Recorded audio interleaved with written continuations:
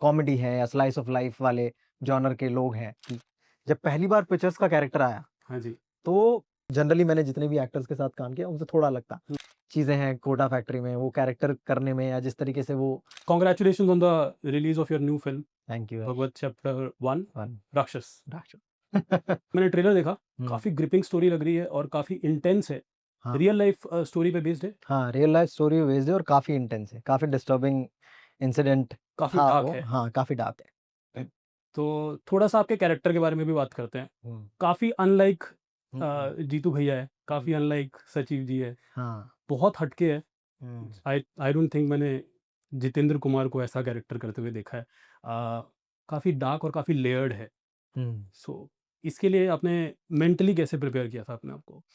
यार मतलब लाइक जो भी जब भी कोई कैरेक्टर आता है मेरे पास पहले स्क्रिप्ट पे जो भी स्क्रिप्ट आती है कैरेक्टर आता है तो वो हमेशा मेरे लिए एलियन होता है मुझे उसके बारे में पता नहीं अगर हम आज सचिव जी की बात करें या कोटा फैक्ट्री के जीतू भैया की बात करें या शुभ मंगल दादा सावधान का अमन त्रिपाठी की बात करें या जादूगर का मीनू की बात करें तो जब स्क्रिप्ट बनती है तो एकदम नया होता है जी। भले ही वो पॉजिटिव कैरेक्टर्स हैं और वो डिफरेंट कॉमेडी है या स्लाइस ऑफ लाइफ वाले जॉनर के लोग हैं ठीक है तो पर वो बिल्कुल ही मेरे जब मैं पहली बार पढ़ता हूँ तो बिल्कुल अलग होते हैं तो सेम जैसे ये कैरेक्टर था ये मेरे लिए अलग था तो मेरी प्रिपरेशन सारे कैरेक्टर्स के लिए मोर और लेस सेम होती है ओके। कि ऑफ कोर्स तुम्हारे पास स्क्रिप्ट है, उस पे लिखा हुआ है कि किस तरीके से क्या बोल रहा है एंड डायरेक्टर को पता होता है कि उस लाइन को किस इमोशन से उनको चाहिए स्क्रीन पे। जी। तो मेनली मेरे को जो हेल्प करता है वो डायरेक्टर राइटर के साथ कि उनको इस पर्टिकुलर सीन में किस लाइन्स पे परफॉर्म करना है, क्या इमोशन एक्चुअली इस लाइन पे उनको देना है। हुँ। तो वो बातें होती हैं और जब हम शूट कर रहे होते हैं तो मैं उतना ट्राई करता हूँ कि जो पर्टिकुलर इमोशन चाहिए उस पर्टिकुलर सीन में वो निकल के आ जाए उस टाइम पे जब वो एक्शन बोले और हुँ, जब कट बोले उसके बीच में वो सारी चीज़ें हो जाएँ। हुँ। तो मेनली प्रोसेस मेरे लिए हर कैरेक्टर के लिए सेम होता है। सचिव जी कैरेक्टर आपने किया, हुँ, आपने जीतू भैया का कैरेक्टर किया। हुँ, उन कैरेक्टर्स में शायद बहुत सारी ऐसी चीज़ें होंगी जो आपकी पर्सनल होंगी। हुँ, अगर मैं इस कैरेक्टर की बात करूँ, हुँ, जो काफ़ी एक इंटेंस और डार्क है, हुँ। तो उसमें वो पर्सनलाइज़्ड चीज़ें या अपने पर्सनल नुआंसेस किस हद तक आपको हेल्प किए या किस हद तक आपने दबा के रखे? हाँ, तो बेसिकली जब हम पहले बहुत सारे जब टीवीएफ स्केच की बात करें जब जी। क्योंकि जर्नी वो रही है राइट, राइट। तब की बात करें तो कैसे एक्टिंग मैं करता था, तो जी। मोस्टली कुछ ना कुछ रेफरेंस पॉइंट होता था। राइट। इसके जैसे करना है या ये नुआंस पकड़ने हैं। तो ऑफ कोर्स तो वो सारी चीज़ें की। जब पहली बार पिक्चर्स का कैरेक्टर आया, हाँ जी। तो ऑफ कोर्स बहुत सारे लोग थे, बट तब मेरे को ये थॉट आया कि अभी तो चलो ये कोडर है बंदा हुँ, और मैं जो मेरे दोस्त हैं बहुत सारे कोडर हैं और मैं उनको देख रहा हूँ, मैं उनसे सवाल पूछ रहा था चुपके-चुपके कि विदाउट टेलिंग देम कि मैं किसी कैरेक्टर के लिए पूछ रहा हूँ।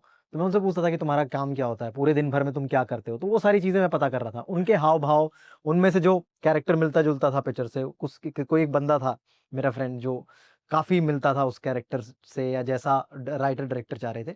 तो वो सारी चीज़ें मैंने उससे बट उस टाइम मेरे को एक थॉट आया कि मैं तब क्या करूँगा, जब एक्चुअली मेरे पास कोई रेफ़रेंस नहीं। रेफ़रेंस नहीं होगा। मान लो आपको एक सुपर हीरो ऑफ़र होता है, देन यू डोंट हैव अगर तुमको नया बनाना है, अगर तुमको करेक्ट। नया सुपर हीरो बनाना है, तो एक तो रेफ़रेंसेज़ हैं जो अपन ने इतनी सारी सुपर हीरो फ़िल्म्स देखी हैं, उनको देखें। हुँ, बट एकदम ही अगर कुछ नया क्रिएट करना हुआ, तो हमारे पास कोई ऑप्शन नहीं है सिवाय स्क्रिप्ट के और सिवाय डायरेक्टर जैसे चाह रहा है, उसको क्या नुआंस डालने हैं, उसके अलावा तुम्हारे पास कोई ऑप्शन होगा नहीं, हुँ, हुँ। ठीक है?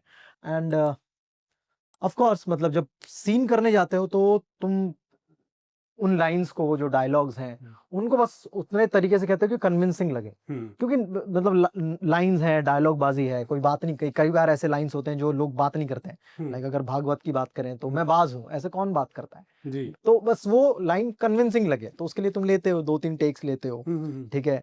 एंड जो भी माहौल देना होता है वो डायरेक्टर को पता होता है कि हाँ, ये करेक्ट रिदम है, इमोशन ये ये करेक्ट रिदम है इस लाइन को बोलने या का।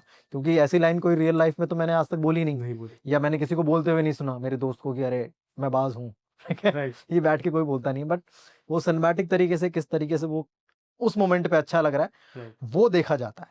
राइट। तो इट इज़ नॉट तो सारे nuances in the moment director को क्या चाहिए वैसे निकल के आते हैं। अभी हुँ। अभी ये वाला वेरी प्रोसेस चल रहा insightful, very, very insightful and very thoughtful. How was it working with Gafoor भाई? है। बहुत फन था यार। लाइक उनको उनको ऑब्ज़र्व करना, उनका जो तरीका है वो कैसे एक्टिंग करते हैं और कैसे वो इमोशन अपना फ़ोकस कैसे क्रिएट करते हैं किसी भी सीन को करने के लिए, वो काफ़ी इंटरेस्टिंग था, जो कि काफ़ी जनरली मैंने जितने भी एक्टर्स के साथ काम किया उनसे थोड़ा अलग था। हुँ, क्योंकि जनरली हमारे पास मान लो अगर कोई इंटेंस सीन आया हुँ, या कोई ऐसा सीन आया जिसमें अपन को पता है कि हाँ, कल एक डिफ़िकल्ट या कॉम्प्लेक्स लेयर्ड सीन होने वाला है, हाँ, तो अपन हर एक्टर अपने तरीके से तैयारी करता है और मैंने जनरली देखा है कि हाँ, मतलब थोड़े से लोग ज़्यादा फ़ोकस रहते हैं, मतलब कुछ लोग स्क्रिप्ट पे ज़्यादा ध्यान देते हैं अगर उनका सीन होने वाला है हुँ, हुँ, हुँ, या मतलब कुछ अपने ज़ोन में जाते हैं, कुछ अपना स्पेस रखते हैं।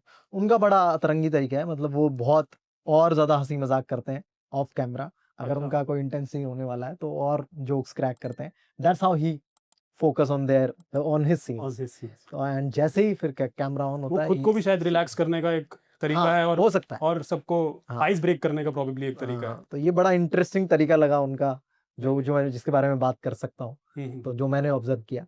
अदरवाइज़ हाँ, मतलब वैसे in general he is very fun guy, हुँ, मतलब रोज़ कुछ ना कुछ पार्टीज़ होती है उनके साथ शूट के बाद, तो काफ़ी काफ़ी अच्छा रहा। हम लोग आई थिंक 20 दिन के आसपास हमारा शूट था, हम दोनों के साथ वाले सीन, साथ वाले सीन। साथ वाले सीन।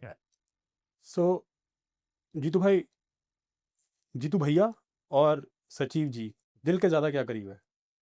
यार पंचायत जिस तरह का शो है ना, मतलब मुझे ऐसा लगता है कि जब मैंने कभी एज़ एन एक्टर बनने का सोचा होगा एंड मैंने बैठ के कभी सोचा होगा कि यार मुझे किस तरह की कहानी कहनी है, तो पंचायत उस तरह की कहानी है, जो हुँ, शायद जिसका पार्ट इस तरह की कहानियों का पार्ट शायद मुझे होना था। हुँ, एंड आई एम ग्लैड कि मुझे उस कहानी का पार्ट में रहा और हुँ, इतने साल तक वो शो चला और उसको इतना प्यार मिला। हुँ, सो ये काफ़ी ब्लेसिंग है और एज़ एन एक्टर बहुत बड़ी विक्ट्री है कि जो जिस तरह का कहाँ काम आप करने आए हो, जिस तरह की कहानियाँ आप कहने आए हो, वो पार्ट आपको करने को मिला एंड हुँ, उस कहानी का आप पार्ट बने एंड इतने लंबे टाइम तक आपने वो कैरेक्टर निभाया और इतने मतलब 4 सीज़न्स आए, इक्वली प्यार मिला लोगों का।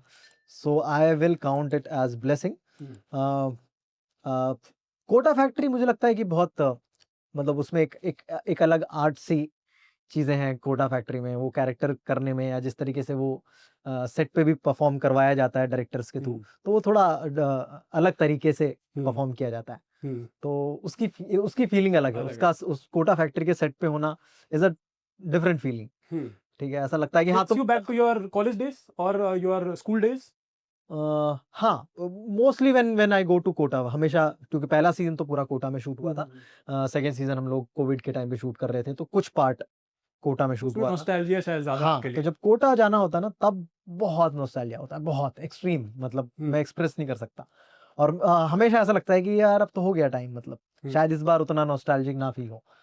बट मैं मतलब बहुत, बहुत नॉस्टैल्जिक फ़ील करता हूँ मतलब हुँ, एकदम एक्सट्रीम कि मतलब मैं सारे उन जगहों पे एक दिन निकालता हूँ, जिस दिन मेरा मतलब I think final day shoot होता है और थैंकफुली जब भी मेरा फाइनल डे शूट होता है मैं मोस्ट ऑफ द मतलब दोनों सीज़न्स में सीज़न 2 एंड सीज़न 3 में मेरा 1 घंटे का ही सीन होता है जो फाइनल डे हुँ, हुआ ऐसा, तो हुँ, मेरे पास पूरा दिन रहा। हुँ, तो पूरा दिन मैं उन सारे अड्डों पे गया, ठीक है, जहाँ पे मैं रेंट पे रहता था, ठीक है, उन सब जगह जाके मैंने अपनी फ़ोटो खिंचाई। मेरे जितने भी कोचिंग इंस्टीट्यूट के सेंटर्स रहे, वो सारे मैंने वॉक थ्रू करता था, उन सब के फ़ोटोज़-वोटोज़ वहाँ पे जाके। तो बहुत ज़्यादा एक्सट्रीम लेवल पे नॉस्टैल्जिया क्लिक होता है। लास्ट तक रुके हो मतलब क्लिप आपको इंटरेस्टिंग लगी तो subscribe to digital commentary clips और फुल पॉडकास्ट तो इससे भी ज्यादा इंटरेस्टिंग है जिसका लिंक आपको डिस्क्रिप्शन बॉक्स में मिल जाएगा।